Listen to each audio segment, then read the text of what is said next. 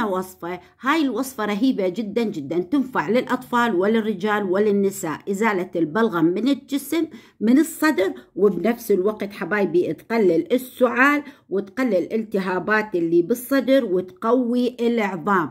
طريقة كل سهلة وبسيطة وموجودة بكل مطبخ. طريقتها رائعة جدا من يشكي من بحة الصوت، اللي عنده مشاكل بالبلغم موجودة بالصدر ومدى تطلع. لو استمريتي على هاي الوصفة تبعتي لمدة أسبوع راح تنتهي عندك هاي المشكلة. إذا حبيتي تشوفين الفيديو تابع الفيديو على قناتي موجود عندك هون على الشاشة في أول تعليق، راح أعطيكي رابط الفيديو. أهلا وسهلا فيكي.